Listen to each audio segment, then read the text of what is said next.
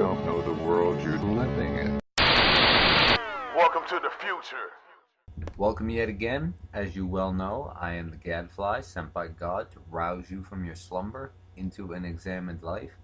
And while I don't want to single out one particular political group, I have to question the positions of one of the most dominant political ideologies in the Western world: conservatism. I'll definitely be making a criticism of liberalism video in the future, but one has to precede the other, and the conservatives are up first. If I can find any, that is. I want to note that the reason I bring this up is not to alienate or undermine conservatives, but rather to offer a more conservative counterpoint, a return to conservative conservation. So let's get into it. Conservative politics, in its most broad sense, is the desire to conserve the traditions and culture of the society in which these beliefs are held. In standard American politics, for example, a conservative under this definition ought to be somebody who attempts to prevent the dissolution or alteration of values that have been traditionally held by the society. In America, this is often associated with ideas stemming from the Enlightenment, such as the innate rights of all people, the belief that government influence and authority is inversely proportional to liberty, the belief in a civil society ruled by law, a commitment to free trade and property rights, coupled with intense notions about divine providence. However, it seems that today, many people who call themselves conservatives have narrowed this range of values down to free trade and family values, with the former usually taking precedence over the latter in practice, even though the reverse is always argued. But that's neither here nor there.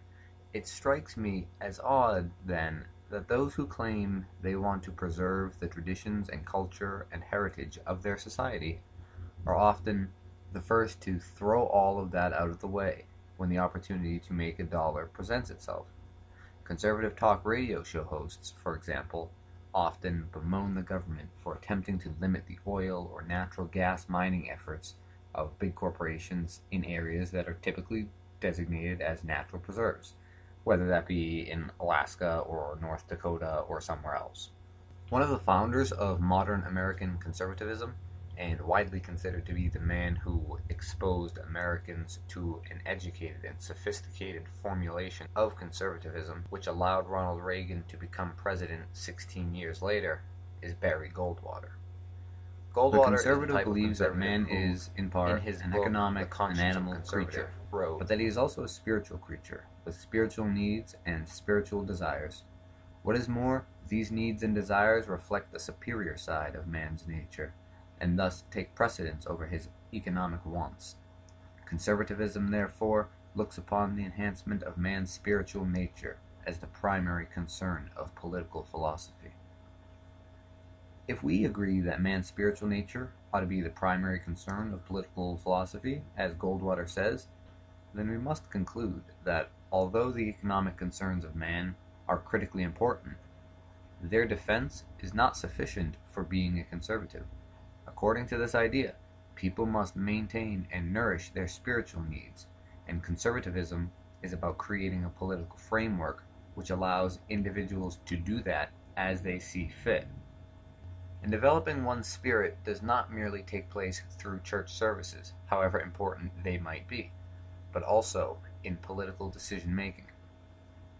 But as C.S. Lewis eloquently wrote, nature, like us, but in her different way, is much alienated from her Creator, though in her, as in us, gleams of the old beauty remain.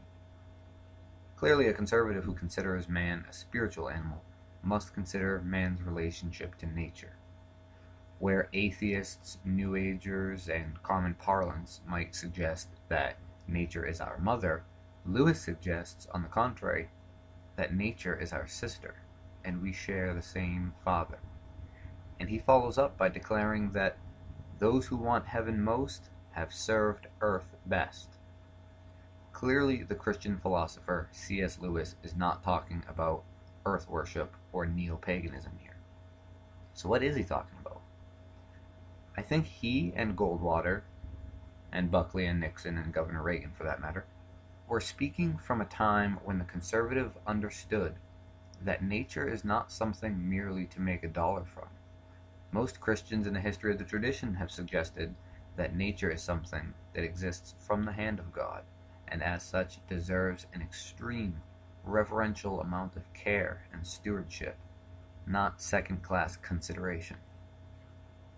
Despite this, there has been a massive shift in modern American conservatism from this more holistic understanding of man and nature and the divine as intimately connected, and I contend that that falling away from environmental stewardship, reverence for the natural world, and the old conservative desire for conservation is caused by the reversal of roles between political parties and their supporters.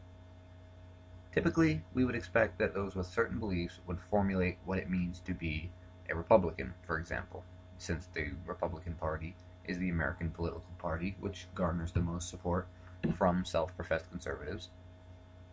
We would expect members to set the necessary conditions of being a member of the Republican Party, according to their conservative ideals. But the reverse seems to be the case. The Republican Party has shaped what it means to be a conservative.